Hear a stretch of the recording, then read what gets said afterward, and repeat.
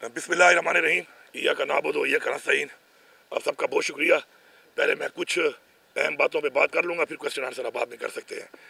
सबसे पहले तो मैं पूरी कौम को बताना चाहता हूँ कि इस वक्त जो हमारे मुल्क में दहशतगर्दी के हालात हैं और बिलखसूस बलूचिस्तान में और पख्तूनख्वा में जो हालात हैं, उसके ऊपर जो हमारे लीडर इमरान खान की हमेशा पॉलिसी रही है और हमारी वही पॉलिसी है कि इनका हल जो है वो सिर्फ मुज़ाकरात के ज़रिए हो सकता है और उसका अमली सबूत है हमारे पास। एक चीज़ होती है कि आप सिर्फ बात करते हैं, एक चीज़ होती है जो अमलन आपने की होती है और उसके रिजल्ट आए होते हैं। तो इमरान खान की जब हुकूमत थी तो आपने देखा कि मुल्क में दहशतगर्दी ख़त्म हो चुकी थी, लेकिन उसके फिर बाद जब हुकूमत हटाई गई, जिस तरीके से हटाई गई उस पर भी बड़े सवाल हैं। और जिन्होंने हटाई उस वक्त कहा कि हमने हटाई है, बाद में उन्होंने कहा कि जी बाजवा साहब ने हटवाई है। तो इससे बड़े क्वेश्चन उठते हैं और हमारे उस पर तफुज़ात थे हैं और रहेंगे और उसके लिए अपनी एक जंग हम लड़ रहे हैं।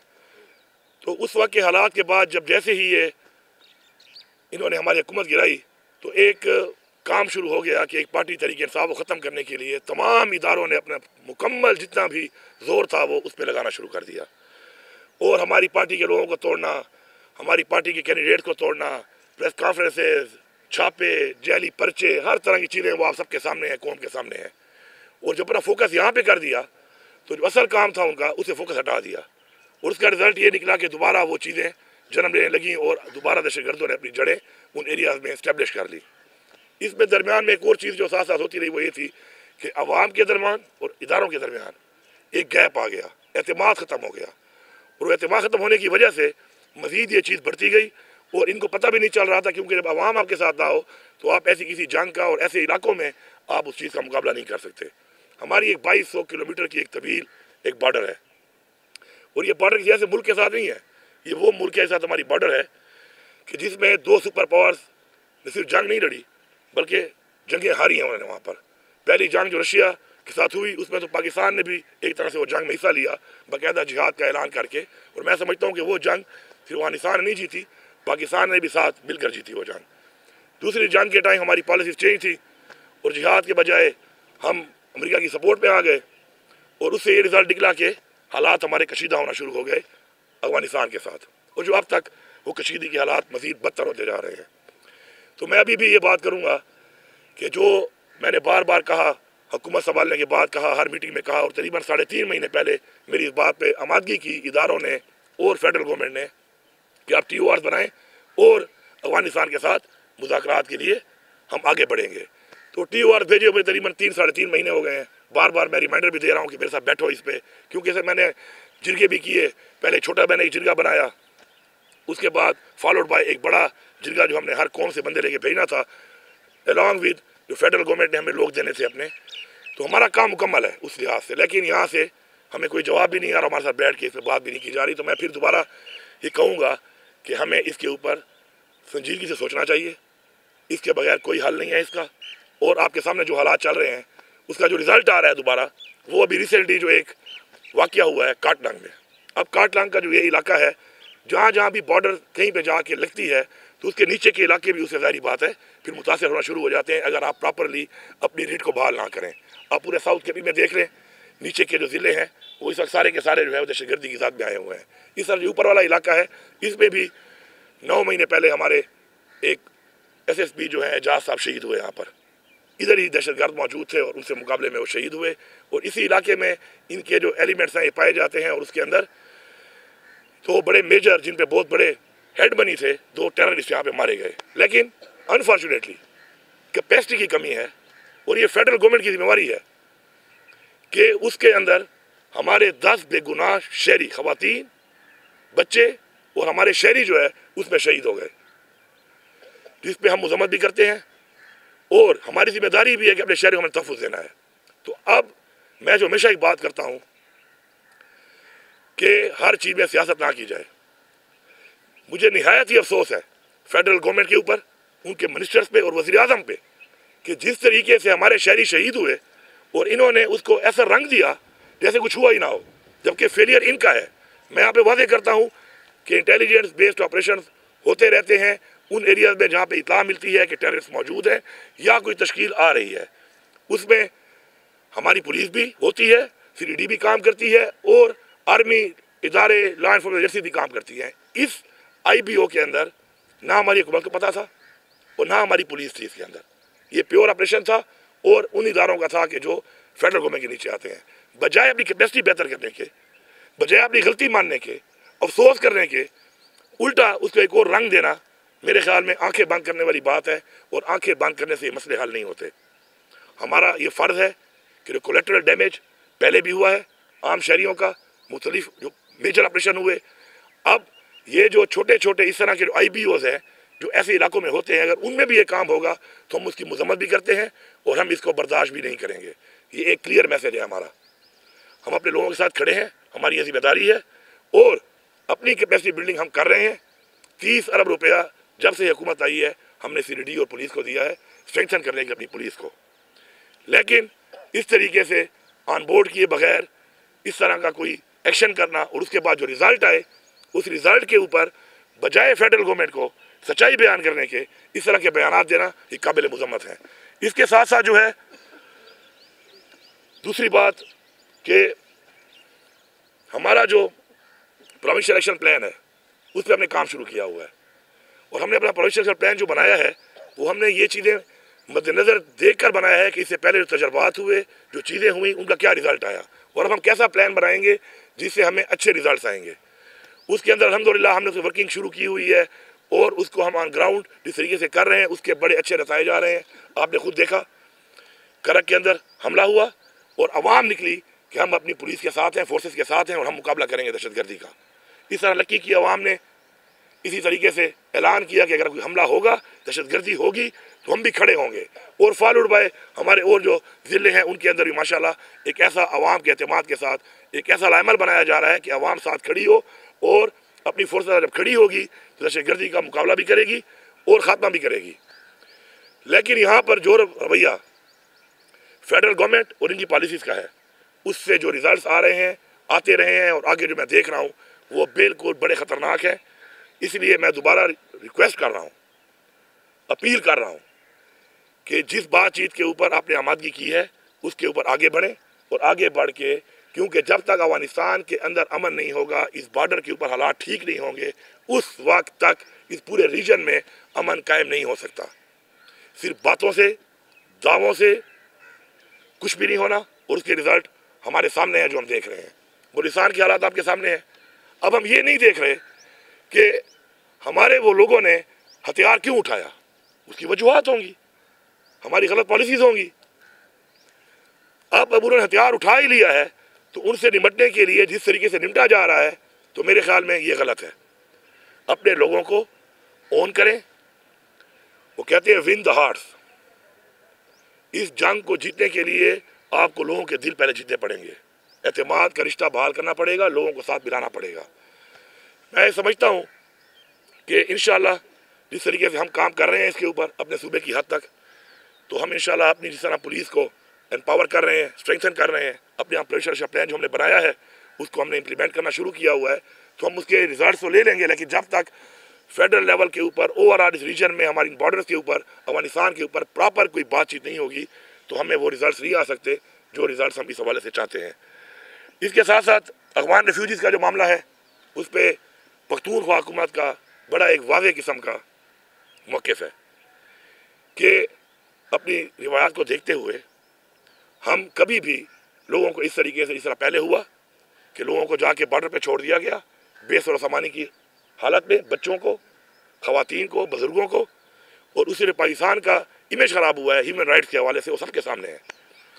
चूँकि ये फेडरल सब्जेक्ट है, इलीगल जो फॉरेनर्स होते हैं, लेकिन हमारे सूबे में हमने कैंप लगा लिए हैं।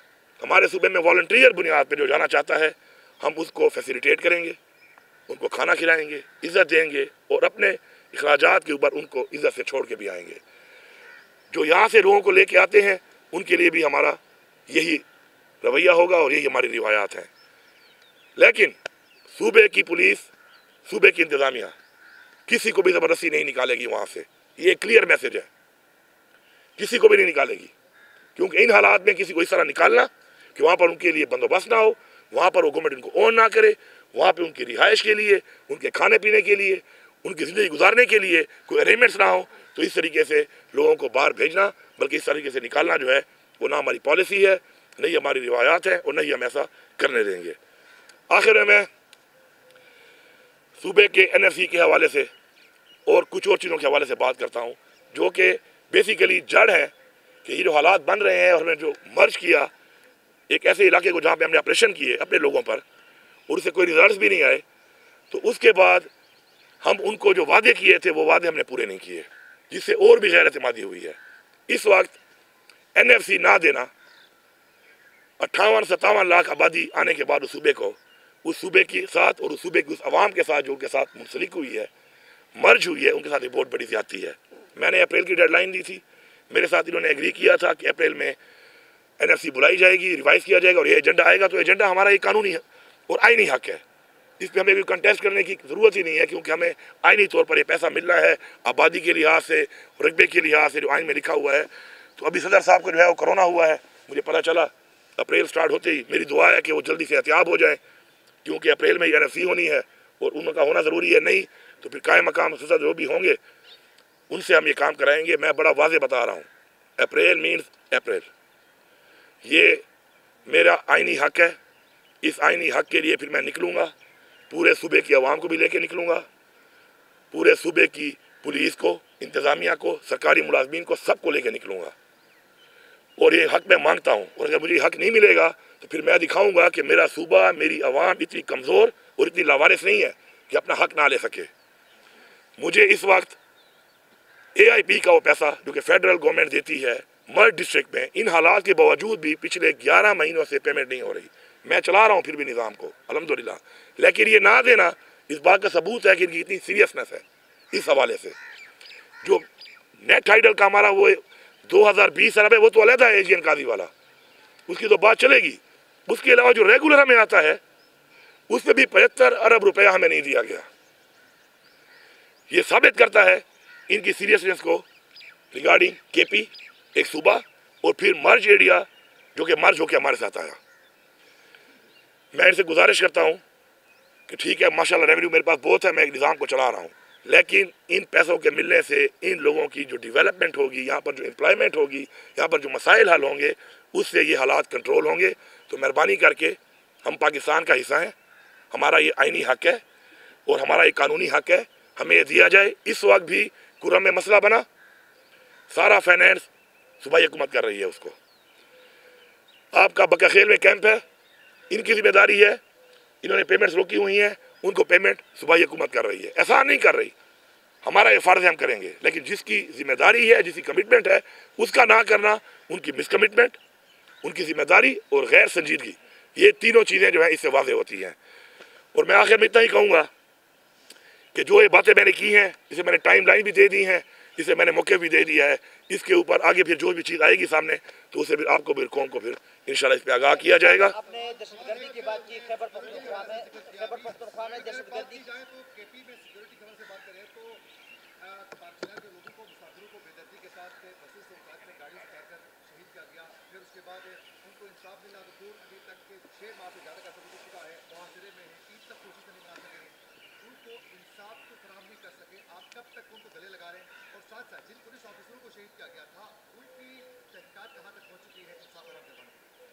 पहली बात तो ये देखिए जी, ये जो पड़ा चिराग का मसला है 103 साल से पुराना मसला है। हमेशा यही हुआ कि वक्ती तौर में हल हो जाता था तो उसमें हुकूमत आराम से बैठ जाती थी। हमने उसका वाज़े मुकम्मल हल निकाला है। बंकर्स हमने जिरगा करके बिठा के बंकर्स को हम ख़त्म कर रहे हैं और ये बंकर हज़ारों की तादाद में जब बने और बनने दिए गए तो उस वक्त सत्तू पी के जो सो रहे थे उनका जिम्मेवार तो मैं नहीं हूँ, नंबर 1। नंबर 2, अगर वहाँ पर जो हुआ deputy commissioner in the line of duty, ये अमलदारी साबित होती है हुकूमत की कि वो in the line of duty front line पे वो ज़ख्मी हुआ, उसमें असिस्टेंट कमिश्नर ज़ख्मी हुआ, उसमें हमारे लोगों ने शातें दी वहाँ पर। उसके बाद जो कार्रवाई नहीं छोड़े जा रहे थे उसके ऊपर ट्रकों को जलाया गया, हमले किए गए, लेकिन अल्हम्दुलिल्लाह उसके बाद से अब तक मुतवातिर हमारे कार्रवाई जा रहे हैं। मैंने मसले का मुकम्मल हल निकाला है और अल्हम्दुलिल्लाह आपस में बैठ के एक सीज़ फायर के साथ साथ इस वक्त उस पूरे रोड के ऊपर 1 अरब रुपया मैंने दिया है, जिसके ऊपर मुकम्मल चेक पोस्टें बन रही है, मुकम्मल कैमरे लग रहे हैं, ताकि ये मसला वंस फॉर ऑल हल हो। वक्ती तौर पे नहीं कि एक सीज़ फायर हो गया, जिरगेगा तो बाद मैं आराम से बैठ जाऊँ, तो उस पर इंशाल्लाह काम हो रहा है। और हमने कोई कसर नहीं छोड़ी किसी भी तरह की इस मसले के ऊपर। और अल्हम्दुलिल्लाह अब काफ़ी महीनों से वहाँ पे अमन भी है और इंशाल्लाह सप्लाई भी शुरू हो चुकी है। हाँ, अब आप जो कह रहे हैं इसमें फेडरल हुकूमत का क्या फिर रोल? मैंने रिक्वेस्ट की कि पैसे मैं दूंगा, एविएशन से मुझे जहाज़ दे दो ताकि मैं लोगों को ला सकूँ। मेरा हेलीकॉप्टर तो वहाँ पे चल रहा है चिंची की तरह, लेकिन एक हेलीकॉप्टर की गुंजाइश 16 बंदे नहीं है। कैसे कितने बंदे वो लेके आएगा और ले जाएगा? फिर कुछ फ्लाइटों के बाद उसको फिर दोबारा ठहराना पड़ता है। हेली की सर्विस एक और तरह की है। मैंने कहा पेमेंट भी मैं करूंगा। इन्होंने मुझसे वादा किया कि आपको हम जहाज़ देंगे, न वो जहाज़ दे रहे हैं, न मुझे C-130 मिल रहा है, और मेरा हेलीकॉप्टर जो है उस पर काम कर रहा है और मेरे पास ये वसाइल है नहीं, अपना जहाज़ मेरे पास है नहीं। तो ये भी हमारे पार्ट पे तो जो है हमने किया, इनके पार्ट पे जो था इन्होंने कुछ नहीं किया। आपने खैबर पख्तूनख्वा में दहशतगर्दी की बात की, इंटेलिजेंस बेस्ड ऑपरेशनों की बात की, तो क्या खैबर पख्तूनख्वा में जो जिस तरह की दहशतगर्दी हो रही है, एक तो तहरीक तालिबान पाकिस्तान है जो कि उनके खिलाफ कार्रवाई हो रही है, और दूसरा ये है कि जो लोग वहाँ के उनको गुट तालिबान कहते हैं, क्या उनके खिलाफ भी बिला तफरीक मतलब कार्रवाई हो रही है? क्या डी खान या बाकी अजला में उनके दफातर अभी भी मौजूद है? और साथ साथ अफगानिस्तान की जो बॉर्डर है मुख्तलिफ ममालिक के साथ लगती है, तो खैबर पख्तूनख्वा या पाकिस्तान में दहशतगर्दी क्यों? देखिए जी, पहली बात तो है कि दहशतगर्दी पाकिस्तान में क्यों, ये एक बहुत पेचीदा बात है। पाकिस्तान में इसलिए कि पाकिस्तान इस्लाम के नाम पे बना है। पाकिस्तान में इसलिए कि पाकिस्तान 27वें माह रमज़ान को वजूद में आया है। और पाकिस्तान में इसलिए कि जो अगर आप तारीखी तौर पे देखें तो इस्लाम में बताया गया है खिते का कि जहाँ से ग़ज़वा बदर होनी है या ग़ज़वा हिंद होनी है, ग़ज़वा हिंद सॉरी, तो वो यही खिता है। ठीक है। अब बात यह है कि जो इंटरनेशनल जितनी भी चीज़ें हैं उसके अंदर पाकिस्तान, अफगानिस्तान, ईरान, ये एरिया एक फोकस में है। उसमें मिनरल्स भी हैं। अभी आपको बहुत सी चीज़ें वक्त के साथ पता चलती है, हमें तो कोई बताता नहीं है, निकालनी पड़ती हैं। 1956 से लेके 1970 तक एक सर्वे हुआ है, बाकायदा एग्रीमेंट पे सर्वे हुआ है, USA और पाकिस्तान की एजेंसी के दरमियान मौजूद है डॉक्यूमेंट। किस चीज़ पे कि माइन एंड मिनरल जो है इस पूरे खिते में, और उन्होंने उसको इंडो पाक के तौर पे लिया है, पाकिस्तान के तौर पे नहीं लिया। और उसमें ये वाजे लिखा हुआ है उस एग्रीमेंट में कि ये एक इकोनॉमिक बहुत बड़ा हब है इस माइन एंड मिनरल्स का। उसके बाद अफगानिस्तान पे हमले होते हैं, ईरान के हालात आपके सामने हैं, तमाम मुस्लिम ममालिक के अंदर जो इस वक्त हालात चल रहे हैं, आपको ऐसे शुरू हों, इराक, शाम, फ़लस्तीन, मुसलमान ममालिक में क्यों हो रहा है? क्योंकि ये जो फोर्सेस हैं जो इस्लाम दुश्मन है वो इन चीज़ों को देख रही हैं कि हमारी कुरान के मुताबिक, इस्लामी तारीख के मुताबिक, हमारा जो मुसलमानों का एक ईमान है उसमें जो चीज़ें मुंसलिक हैं उससे नुकसान जिन को होना है, जिन फोर्सेस को होना है, जिन अवामिल को होना है, तो वो हम हैं, हम उसका मुकाबला कर रहे हैं। और बाकी जो आपने बात की है जो गुड बैड तालिबान के बारे में आप कहते हैं, तो मैं तो हमेशा से इसका मुखालिफ हूँ। गुड बैड तालिबान में बात कर लूँ कि पहले की हुई है। जेल में इमरान खान साहब से उस मुलाकात के बाद जो खबरें चली है,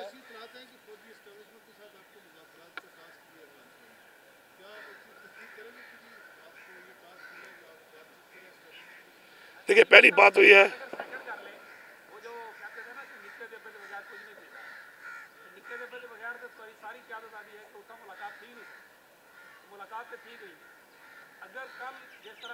आपको ये कहना चाहिए कि मेरी मुलाकात 2 महीने बाद क्यों हुई।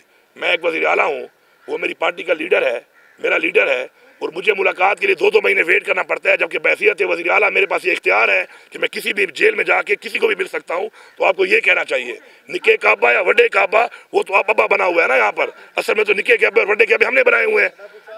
आईनी तौर पर तो मुझे हर हफ्ते मिलना चाहिए, मेरे पास अदालत का ऑर्डर भी है।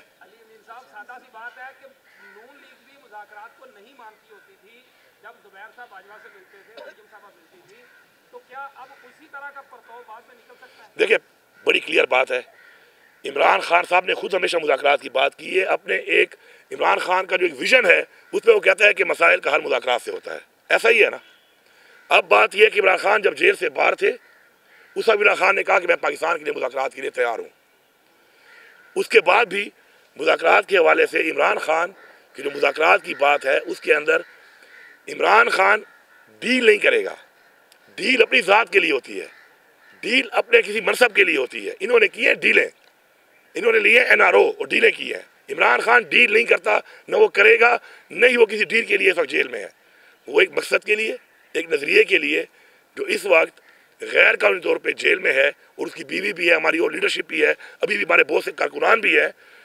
तो डील वाली बात नहीं है। हाँ, मुज़ाकरात पाकिस्तान के लिए उन चीज़ों पे जो गलत हुई हैं उनकी इस्लाह करके अगर एक रास्ता निकलता है तो मेरे ख्याल में हमें एतराज़ नहीं होना चाहिए। सीएम साहब कि ऐसी कोई बात नहीं है कि कोई मुज़ाकरात के लिए बानी पीटीआई रजामंद हो गए या गंडापुर साहब को कोई टास्क दे दिया गया। जो अंदर मुलाकात हुई है उसके बारे में आपकी पार्टी तरदीद कर रही है, आपका क्या मौक़िफ़ है, क्या बातचीत हुई है, क्या वाकई खान साहब राजी है मुज़ाकरात के लिए, उन्होंने आपको टास्क दिया है कि करें? पहली बात तो ये है कि मुलाकात हुई है मेरी, तरदीद कर रहा है कोई और, बयान मैंने दिया नहीं है। क्या मैंने बोला कि मेरे साथ मुज़ाकरात के हवाले से खान साहब ने मुझे कोई टास्क दिया है या मेरी बात हुई है? मैंने तो नहीं बोला, ऐसी कोई बात नहीं है, ना ऐसी कोई बात हुई है। खान साहब के साथ मेरी एक लंबी तफसीली मुलाकात हुई, बड़े अरसे बाद हुई, जल्दी होनी चाहिए। उस पर हमने हुकूमती मामला भी डिस्कस किए। सबसे ज़्यादा खान साहब जो कंसर्न था वो रिगार्डिंग लॉ एंड ऑर्डर और टेररिज्म का था, वो भी डिस्कस किया। इंटरनेशनल जो है हमने वो भी डिस्कस किया कि इंटरनेशनल जो हमारे बॉर्डर्स हैं, हमारे जो मामलात हैं, हालात हैं, उसके ऊपर भी बात हुई। साथ साथ मैंने खान साहब को पहले ही बताया हुआ है, खान साहब मुझे नहीं कहता, न उसने मुझे कहा, लेकिन बहैसियत वज़ीर आला, बहैसियत पीटीआई का वर्कर, मैं इमरान खान की जंग लड़ रहा हूँ, हर फोरम पे लड़ रहा हूँ, मैं लड़ता रहूँगा, जो मुझसे होगा मैं करूँगा और मैं कर रहा हूँ। सीएम साहब आपने NFC अवार्ड के हवाले से बात की है, तो हमारे सूबा खैबर पख्तूनख्वा के तरबेला डैम की रॉयल्टी में तकरीबन अब जो 2000 अरब रुपए है, क्या वो भी जो कि बैलेंस चलता आ रहा है वो भी इस NFC अवार्ड में एजेंडे का हिस्सा होगा या सिर्फ आप NFC अवार्ड पे जाएंगे? NFC अलहदा है, ये CCI का इशू है। चंगेज खान जदून हूँ, प्याम खैबर न्यूज़ जी, ये NFC एक अलहदा इशू है। ये जो आप बात करें ये CCI में है, ये AGN कादी फार्मूले के तहत हमें पहले भी एक 1680 अरब रुपया हमारा जब था तो उसके अंदर खट्टर साहब के टाइम में उन्होंने एक डील करके 80 अरब रुपये में बाकी ख़त्म कर दिए थे। अब वो पैसे बढ़ के 2020 अरब बने हुए हैं, उससे भी हमारी बात हो रही है, मैंने लेटर भी लिखा है और उस पर काम हो रहा है इंशाल्लाह। वो भी हमारी एक अलहदा जंग है, वो अलहदा CCI के अंदर इंशाल्लाह आएगी, उससे भी इंशाल्लाह हम कंटेस्ट कर रहे हैं। और अभी उन्होंने कहा कि उस पर बात करते हैं, एक BT इस पर हुई है, अगर रिजल्ट ना निकला तो हम इस मामले पर और हमारा जो टोबैको वाला है उस मामले पर हम इंशाल्लाह सुप्रीम कोर्ट में भी जा रहे हैं।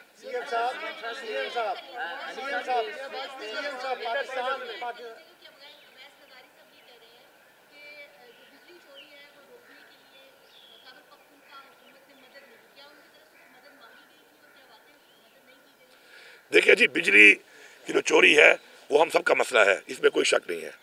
हमें इसको ऑन करना चाहिए कि बिजली की चोरी नहीं होनी चाहिए। बिजली की चोरी का मसला है, पूरे पाकिस्तान में मसला है और ये हमारा मुल्क है, ज़ाहिर बात है। हमने पूरी कोशिश की है, साथ हमने पूरा ताउन भी किया है, लेकिन जो बिजली मुझे मिल रही है ज़रा उसका भी ज़रा मुझे हिसाब दे दें। पूरे मर्जर के पूरे बेल्ट में 3 घंटे बिजली मिल रही है, उसके बाद नीचे के इलाकों में 16 घंटे, 18 घंटे और 20 घंटे की लोड शेडिंग है। तो सारा तो ये 500 अरब से ज़्यादा का खसारा है वापडा का, तो मेरे सूबे का तो खसारा 128 अरब, तो मेरे पल्ले में तो वो डालो ना। ये बाकी जो तुम चोरी करवा रहे हो वो तो मेरे पल्ले मत डालें आप। और मेरा जो आपने 2020 अरब देना है, मैंने कोई ऑफर भी की है कि 128 अरब मेरा काट लो, 24 घंटे बिजली दे दो, उसमें भी नहीं आते। ये सिर्फ मुफूजों पे जी रहे हैं, झूठे फिगर देने पे। मैंडेट इनके पास है नहीं, मैंडेट चोरी करके आए हुए हैं। इन पे तो बात करना मजबूरी मेरी बनी हुई है, वरना खुदाई के साथ इनके साथ बैठना भी नहीं चाहिए। पाकिस्तान से बैठे बाहर जो यूट्यूबर्स हैं वो उन्होंने आप पर भी इल्ज़ामात लगाए हैं और पार्टी के उन लोगों को वो गद्दार करार दे रहे हैं जो बगैर किसी मकसद के पार्टी की सियासत से बालातर होकर काम कर रहे हैं, शायद आपके दोस्त भी हों। और दूसरा क्वेश्चन ये है कि मफाहमत की बात होती है, जंगें भी हों, जितनी मर्जी लड़ाई हो, एंड ऑफ द डे फुलाई होती है। तो मफाहमत की बात करने वाले अमेरिका से भी कुछ लोग हैं, कुछ यहाँ से भी लोग हैं, उनको भी उन यूट्यूबर्स की तरफ से गद्दार कहा जाता है। तो क्या मफाहमत नहीं होनी चाहिए? और जो यूट्यूबर्स आप पर इल्ज़ाम लगा रहे हैं, जो पार्टी के पुराने वर्कर्स के ऊपर इल्ज़ाम वहाँ से लगा रहे हैं, उनके लिए क्या सर देखिए, वो तो आपकी पार्टी के अपने बयानिए को प्रमोट कर रहे हैं। बात यह है, मैं इसमें जवाब दे देता हूँ, इसमें मैं जवाब दे दूँ। बात यह है, चलो ये अगला सवाल कर लेना, पहले ये जवाब लें। बात यह है, पहली बात देखो, जिस बंदे ने अपना अकाउंट मोनेटाइज किया हुआ है ना, तो वो तो पहले ये माने कि वो पैसे कमा रहा है। पहली बात मैं क्लियर बात करता हूँ, तनकीद से मुझे परवाह भी नहीं है। मैं इमरान खान से एक चीज़ मैंने सीखी है, वो है कि इज़्ज़त और ज़िल्लत अल्लाह के हाथ में है। किसी के कहने पर आपकी इज़्ज़त और ज़िल्लत नहीं होती, वो देता है। पहले तो जिन्होंने मोनेटाइज किए हुए हैं अपने अकाउंट, वो नज़रिए की बात तो करें ही ना, वो कर रहे हैं कारोबार, वो कमा रहे हैं पैसे। और पैसे तब कमाए जाते हैं कि जब कोई शुरली छोड़ोगे। जब मैं शुरली छोड़ूंगा ना तो शुरली को फॉलो ज़्यादा लोग करेंगे और सुनेंगे। तो मैंने डेली एक शुरली छोड़नी है। अब शुरली हो या ना हो, मैंने छोड़नी इसलिए है कि $200 हो या $2000 हो, मैंने तो कमाना है। अब उनके बयान में तजाद आप खुद देख लें, कभी वो एक बैरवी मारते हैं, कभी वो दूसरी मारते हैं, कभी ये हीरो, कभी ये ज़ीरो, 2 दिन ताली 2 दिन गाली। तो मेरे ख्याल में मैं तो कमेंट ही नहीं करता इस पर। आगे चलें। सर आपने जवाब भी दिया, ये लोग वफायमत की राह में रुकावट है जो वहाँ ओ यार, इनकी क्या हैसियत है यार। ओ भाई मेरी बात सुनो। ओ भाई देखो, हमारी एक पार्टी है, हमारा लीडर है इमरान खान, अल्हम्दुलिल्लाह, ठीक है, मुलाकात नहीं छोड़ते, बड़ा जुल्म है, ज्यादती है, खासतौर को बच्चों से नहीं मिलने दे रहे, फ़ोन पे बात नहीं करने दे रहे, साथ में फैमिली को नहीं मिलने दे रहे, हमें नहीं मिलने दे रहे, पॉलिटिकल लोगों को नहीं मिलने दे रहे। लेकिन हमने वो लाइन फॉलो करनी है। मैंने किसी यूट्यूबर की, किसी इस तरह का सो कॉल्ड थिंक टैंक या सो कॉल्ड जो अपने मशवरे दे रहा है ना, वो अपने मशवरों पे अपनी ज़िंदगी ठीक कर ले, हमें वो मशवरे ना दे, हमें वो ना बताए कौन गद्दार है कौन नहीं है, किसी कितनी कुर्बानी है किसी कितनी नहीं है, वो एनालिसिस हम खुद कर सकते हैं। और मैं अपने वर्कर से बात कहूँगा कि आप अपनी पार्टी के मेन मकसद पे फोकस करें। ये आपको डिस्ट्रैक्ट कर रहे हैं, इनका अपना पता नहीं है कौन किसी एजेंडे पे है। 2 साल पहले कोई क्या बात कर रहा था इनमें से, 4 साल पहले क्या कह रहा था, फिर मैं इनके ऊपर फतवे लगाऊं गद्दारियों के। मैं इनके आपको दिखाऊं बयानात कि जब ये किसी के पेरोल पे थे उसका क्या बयान दे रहे थे। आज इनके नजरिए जाग गए, आज इनके ज़मीर जाग गए, तो मैं इस पर कमेंट ही नहीं करता। एक फ्रीडम ऑफ स्पीच है, हम उसको ऑन करते हैं, एज अ पार्टी ऑन करते हैं, एज अ पॉलिसी ऑन करते हैं। ये लगे होते हैं, लगे रहें, हम भी अपने मकसद पे लगे, हम भी लगे रहेंगे, तो लगे रहो मुन्ना भाई, वो वाली बात है। सर आपसे तैयार मंसूब है कि आप ये कह रहे हैं कि इमरान खान का हुक्म है कि शहराम तक के ही आतिफ खान और असद, ये इतना अहम सवाल नहीं है, इतनी अहम उसके अंदर मेरे ख्याल में जिस एजेंडे में बात हो रही है मैं उससे बात कर, मेरे लिए इतनी बात अहम नहीं है। मैंने जो कहा है आ गई आपके पास ना, इतनी अहम नहीं है कि मैं डिस्कस करूँ। नेक्स्ट।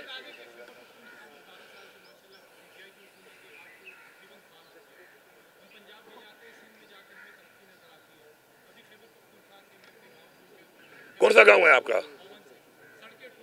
एक मिनट इधर ही रुक जाओ, मोमन पर रुक जाओ। मैं वो वज़ीर आला नहीं हूँ कि मुझे पता नहीं है कहाँ पे क्या हो रहा है। मैं पिछले 10 सालों का जिम्मेदार नहीं हूँ, अपना जिम्मेवार हूँ। जब मैं आया हूँ तो मोमन में 20 रोडों की लाइबिलिटीज थी, टेंडर लेकर काम का ऐलान तो हुआ था और 20 के 20 रोड रुके हुए थे। आज 20 के 20 में अगर एक रोड में बशीरी का काम ना हो रहा हो तो मैं जिम्मेदार हूँ। ये तो बता रहा हूँ मोमन का, आपको फिगर ही बता रहा हूँ 20 रोडों का। ये बड़े मेन रोड है, बड़े, और 20 के 20 में आपको चैलेंज कर रहा हूँ कि यहाँ से उठ के सीधा वो मान जाओ और मुझे बताओ कि फिलाने रोड पे काम शुरू क्यों नहीं हुआ। मैंने वो सारे बंद काम शुरू कराए हुए हैं। मैं जब आया 15 दिन की तनख्वाह नहीं थी, 13.5 साल का थ्रो फॉरवर्ड किनका दिया हुआ? मेरे वालों का दिया हुआ। ठीक है, अगर मेरे वाले गलत होंगे मैं गलत कहूँगा। उसको मैं लाया हूँ 7.5 साल पे, अभी इंशाल्लाह इस जून में लेके आऊँगा 4.5 साल पे। अपना जो बजट है पहला, उस पर मैंने कोई स्कीम नहीं दी। मैंने वो गंद जो इन्होंने इतना बड़ा खोला हुआ था इस सूबे के अंदर, उस सब पे काम शुरू कर दी है। अमली तौर पे काम शुरू है, हर ज़िले में शुरू है, हर हल्के में शुरू है। अब जो ये बजट आ रहा है, ये वो बजट होगा इंशाल्लाह जिस पे हमारे विजनरी हमारी स्कीमें आएंगी। और स्कीमें कौन सी हैं? स्कीमें वो जिससे रेवेन्यू आएगा, स्कीमें वो जिससे सूबे में एम्प्लॉयमेंट आएगी, स्कीमें वो जिसमें सूबे की आवाम का, सूबे का इकोनॉमिकली फ़ायदा होगा। लाइन बिछा रहा हूँ, ट्रांसमिशन लाइन कंपनी बना ली है, इंशाल्लाह 800 मेगावाट पे काम शुरू है इस वक्त। मेरा टारगेट है 28 तक 500 मेगावाट पे मुकम्मल होगा। ट्रांसमिशन लाइन पे काम शुरू कर दिया है 18 अरब से। ट्रांसमिशन लाइन जब यहाँ पे आएगी, बिजली मुझे पड़ती है 10.5 रुपये में। मेरा कोई काम नहीं है नेशनल ग्रिड के साथ, ये बिजली 10.5 रुपये में पड़ी है मुझे। इसमें जो मेरे साथ इन्वेस्ट करेगा और साथ हुकूमत, अगर मिल के भी हम करें ये काम, PPP मोड पे भी करें, सारा खुद ना भी करें, तो फिर भी अगर मैं 21 रुपये बिजली दूँ तो इससे मुझे अरबों रुपए का रेवेन्यू भी आएगा। और मुझे नहीं लगता इतने कम रेट पे बिजली देने के बाद कोई इंडस्ट्री कहीं और होगी। ये इंडस्ट्रियल हब बनेगा इंशाल्लाह। इसके अलावा लिफ्ट कनाल जो पूरे पाकिस्तान की फूड बास्केट है, सूबे की नहीं, उस पर इंशाल्लाह इस साल हम काम शुरू करने वाले हैं। वो मोटरवे जो पूरे पाकिस्तान का, मैं नहीं कह रहा, तमाम इदारे कह रहे हैं कि सबसे फीजेबल मोटरवे है। DI खान टू पेशावर 11 ज़िलों को डायरेक्ट लग रहा है और 2 ज़िलों को पंजाब के इनडायरेक्ट लग रहा है। उस पर भी इंशाल्लाह इस साल काम शुरू करेंगे। ये वो मनसूबे हैं जो साथ और भी होने हैं, इस तरह और भी बड़े मनसूबे हैं। तो आप जो ये कह रहे हैं कि डेवलपमेंट नहीं हो रही, तो आपको पता हो कि जो बजट में पैसा रखा गया था डेवलपमेंट के लिए, वो पैसा मैं दे चुका हूँ। अब चूँकि मैंने रेवेन्यू बढ़ा लिया है बहुत ज़्यादा, 33 अरब रुपए लास्ट कैबिनेट में मैं एक्स्ट्रा दे रहा हूँ उस रकम से जो मैंने 30 जून तक देनी थी। तो हाँ, काम बहुत ज़्यादा खुल गए थे, फिर में इंटरिम गवर्नमेंट आ गई, उसमें काम रुक गए, लाइबिलिटीज बढ़ गई। तो ज़रा वो हिसाब आप लगाएं कि उस सबको शुरू करना। 2400 स्कीमें जो बंद थी शुरू भी हैं, और आप देख रहे हैं कि आए रोज़ इफ्तिताह भी हो रहे हैं। मैं खुद जाता नहीं हूँ, आए रोज़ इफ्तिताह हो रहे हैं इंशाल्लाह। वो प्रोजेक्ट जो 2014 में शुरू हुए थे, अब आके मैं मुकम्मल कर रहा हूँ।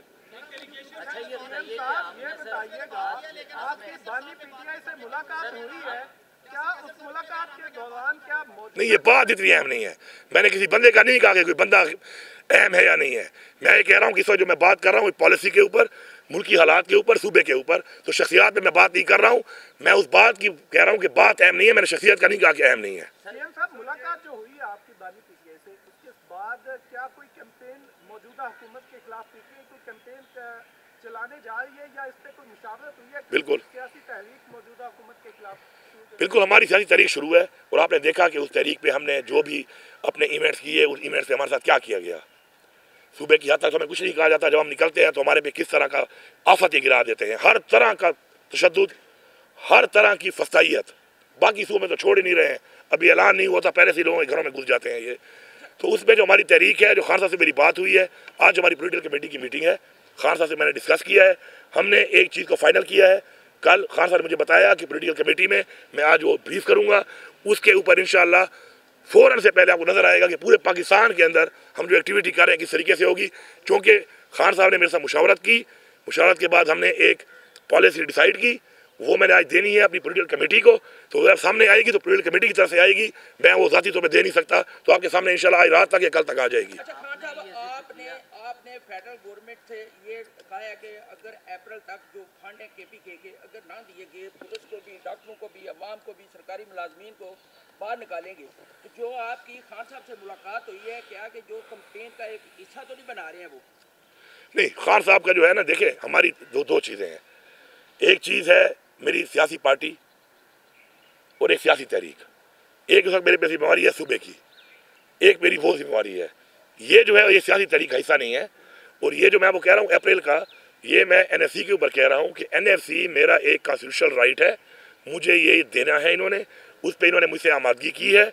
अब अगर ये उसमें आमादगी के बाद पीछे हटेंगे तो मैं इसलिए निकलूँगा।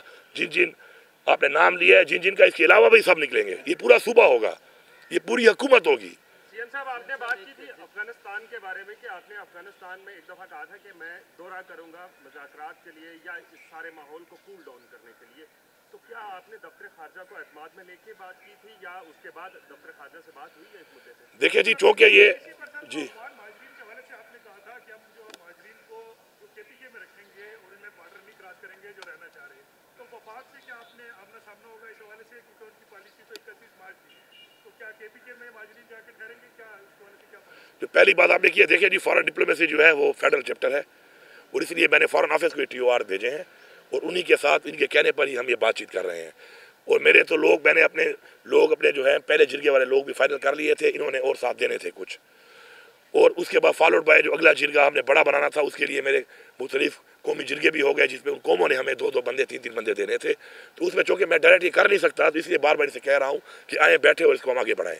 दूसरी जो आप बात कर रहे हैं अफगान महाजरीन से, जो मेरी पॉलिसी है एज अ प्रोविंस, वो मैंने बड़ी क्लैरिटी से बता दिया पहले आपको।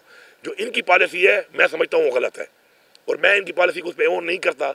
हाँ, जाहिर बात है अगर ये बंदे उठा के ले आएंगे उस बॉर्डर पे मेरे लिए, तो मैं मेहमानवाजी करूँगा उनको अपने रिवायत के मुताबिक उनको एंटरटेन भी करूँगा, उनके जो फैसिलिटीज़ हैं वो भी दूंगा। लेकिन मेरी पॉलिसी से मुख्तलिफ है, मैंने वादे कर दिए। मौलाना फजल रहमान से जो असद कैसर और बैरिस्टर मुलाकातें करते हैं, ग्रैंड अपोजिशन अलायंस में लाने की कोशिश कर रहे हैं, तो आप भी इस हक में हैं कि मौलाना फजल रहमान को वापस ग्रैंड अपोजिशन अलायंस में लाना चाहिए? और क्या तहरीक इंसाफ के पास वो स्ट्रीट पावर नहीं है कि जो मौलाना फजल रहमान की जिस तरह माजी में PDM ने इस्तेमाल की थी, वो आप PTI यूज़ करना चाह रही है? देखिए जी, स्ट्रीट पावर तो छोड़ दें, इस वक्त सारी पावर ही हमारे पास है। स्ट्रीट, रोड, सब कुछ हमारे पास है। इतनी बढ़िया पॉपुलैरिटी है, इमरान खान की तो बड़ा मैंडेट मिला था, हमने चोरी कर लिया इन्होंने। बात ही हमें स्पेस नहीं दे रहे ना, हमें स्पेस ही नहीं दे रहे। तहरीक इंसाफ तो इस वक्त ऐसा बना हुआ है कि तहरीक इंसाफ का तो नाम अगर एक पोस्ट कर दो तो पीछे पहुंच जाते हैं। और जो इन्होंने किया है हमारे साथ, तो वो क्लियर है, आप सबके सामने है। तो उसमें अगर मौलाना साहब हमारे साथ आना चाहते हैं, देखें आइन की बालादस्ती, मुल्क में कानून की बालादस्ती, मुल्क में जमहूरियत, हकीकी जमहूरियत, अगर उसके ह्यूमन राइट्स उस पर अगर आना चाहते हैं, मैंने पहले भी वेलकम किया है, मैं भी वेलकम करता हूँ। या आप बड़ा गलत तासुर का दे देते हैं, कोई एक सियासी बयान इस तरह का आ जाता है, उसको आप इससे मुंसलिक करते हैं कि मुझे कोई एतराज़ नहीं है इस पर, मुझे कोई एतराज़ नहीं है। मैं पार्टी को वाज़ेह तौर पे बता भी चुका हूँ और वहाँ पर मेरा पैगाम वहाँ पे जा भी चुका है। अच्छा ये बताइए हैदर शराजी जियो न्यूज़ से, मैं सिर्फ ये जानना चाहता हूँ कि इमरान खान साहब ने ये जो कहा टिकटों की तकसीम के बाद ये साजिशें हैं, बाकी किन किन अफराद के बारे में इमरान खान समझते हैं कि पार्टी के अंदर बाकी कौन कौन साजिशी है? क्या उम्र है? मैं दोबारा एक बात रिपीट कर देता हूँ कि मैं इस वक्त जो एक अहम बातचीत हो रही है उसके तक ही रहना चाहता हूँ। ये एक मेरे हिसाब में इस वक्त ये गैर अहम बात है। मैंने जब कहा तो आप वो पूरी बात मेरी सुन लें। मैंने साक्षी वाला इमरान खान से मुंसलिक नहीं किया, टिकट वाला इमरान खान से मुंसलिक किया है। मैं उस बात पे जो मैंने कहा है मैं स्टैंड कर रहा हूँ और बाकी इस वक्त मैं नहीं समझता कि इस मौजू पे हम बात करें, क्योंकि इतना अहम मौजू नहीं है ये। आपने कहा मैं दोनों फ्री कैन को उस पॉइंट पे ले आया हूं जहां पर कोई ना कोई वे फॉरवर्ड आगे निकल सकता है। दोनों फ्री कैन को आपने कहा था, ये सवाल है। अब वो पॉइंट कहां पे? इस सवाल को चलाना भी सही कि सवाल क्या होता है। अक्सर आप जो चलाते हैं ना, वो सवाल के बगैर जवाब आ जा रहा, पता नहीं चलता कि सवाल क्या हुआ था। बात यह है, इमरान खान पाकिस्तान के लिए उसने कहा कि मुज़ाकरात करता हूँ, ज्यादती हुई है, मैंडेट चोरी हुआ है, जेलों में डाला गया, बीवी को जेलों में डाला गया, वर्कर को जेलों में डाला गया, लीडरशिप को डाला गया। इतनी फस्तायत, इतना जुल्म जमहूरियत में किसी मुल्क में दुनिया में आज तक नहीं हुआ। अब इधर जो बंदे हैं वो भी कहते हैं कि हम पाकिस्तान के लिए लगे हुए हैं। तो अब पाकिस्तान के जो लगे हुए हैं, तो जो बातें अब हो गई हैं, अब मैंने इमरान खान को बोला है, मैंने कहा सर फिर मैं एक्सपोज करूँगा, आपको ज़रूरत ही नहीं है, मैं बताऊँगा कि पाकिस्तान वाला कौन है, मुझे किसी का खौफ नहीं है। थोड़ा वक्त चल रहा है, वक्त में बातचीत और मुज़ाकरात जब कि मैं कहीं पे कर रहा हूँ, मैं अगर और अपने बिहाफ पे कर रहा हूँ, मैं अपने बिहाफ पे कर रहा हूँ। मैं आपको बता रहा हूँ कि इमरान खान ने मुझे कहा था कि धोखा देते हैं, ये डिले करते हैं, क्योंकि खान साहब पहले एक्सपीरियंस रहे होंगे इस तरह के। तो मैंने खान साहब से कहा, खान साहब आपने मुझे नहीं कहा, आप मुझे नहीं कह रहे, लेकिन मैं ये जंग लड़ूंगा, ये मेरा फ़र्ज़ है, ये मेरा फ़र्ज समझ के मैं लड़ूंगा। मैं वो लड़ रहा हूँ, और फिर जब मैं एक्सपोज करूँगा और मैं फिर एक्सपोज जब करता हूँ तो फिर सही तरीके से करता हूँ, लेकिन मैं वक्त देता हूँ, वक्त के बाद करता हूँ। तो मैं जब एक्सपोज करूँगा तो मैं बताऊँगा कि पाकिस्तान वाला कौन है, कुर्सी वाला कौन है, अपने ज़ाती मफाद वाला कौन है, और एजेंडों पे प्लान बनाकर इस तरह ये काम कराने वाले कौन है।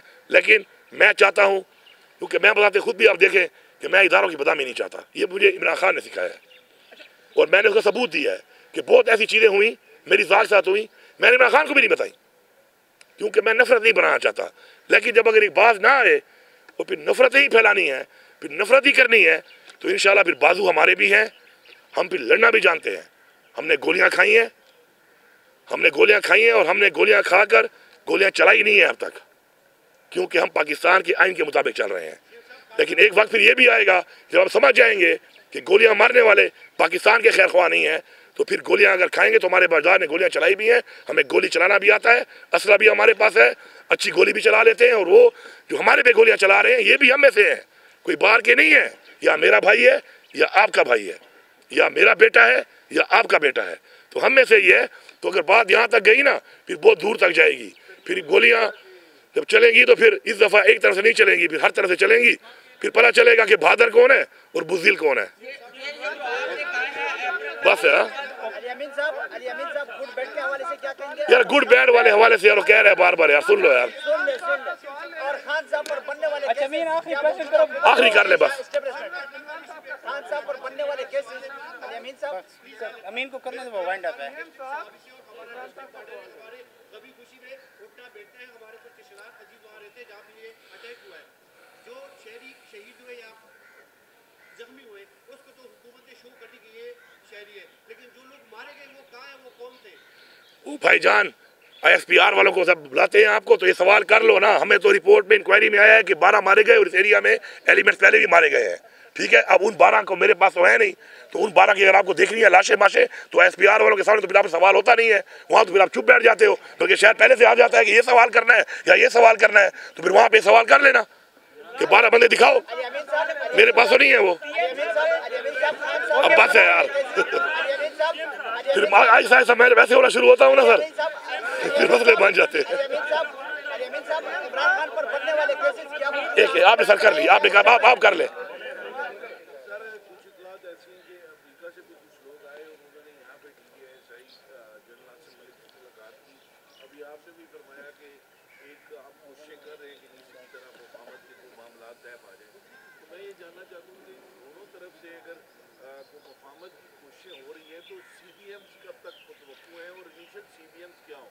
सर पहली बात तो यह है कि सिर्फ ये बाहर से नहीं, इमरान खान के चाहने वाले यहाँ पर भी बहुत हैं और पाकिस्तान के चाहने वाले भी बहुत हैं।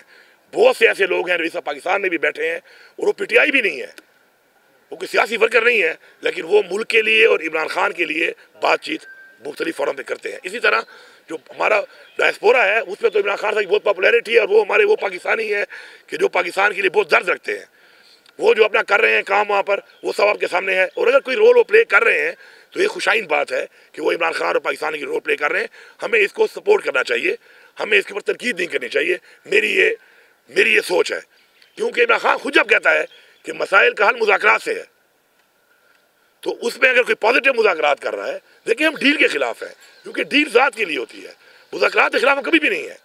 हम इमरान खान ने खुद कहा कि मैं माफ़ करता हूँ सबको पाकिस्तान के लिए, लेकिन डील नहीं, मुज़ाकरात आगे के लिए। ये मुल्क ऐसे रास्ते पे चले। देखिए इस वक्त हमारे मुल्क पे 72,000 अरब कर्जा चढ़ा हुआ है। मैं वाय सुबह हूँ कि मैंने 1 रुपया कर्जा नहीं लिया, 50 अरब मैंने उतार भी दिया इस 1 साल में। लेकिन क्या कर्जों पे चलने वाली कौमें खुददार बन सकती हैं, खुद मुख्तार बन सकती हैं? नहीं। इसीलिए हमारी जो तबाही हुई पड़ी है उसकी वजह यही है कि नाम खुददार है, नाम खुद मुख्तार है। आज जब मेरे फैसले बैठकर अमेरिका या XYZ कोई भी करेगा तो सारी बात है मेरी आवाम से मेरा एतमाद जब उठेगा तो आगे जब नहीं बढ़ेगा। तो इसलिए खुददारी खुद मुख्तारी के लिए पहले अपने फैसले खुद करने की आज़ादी होनी चाहिए।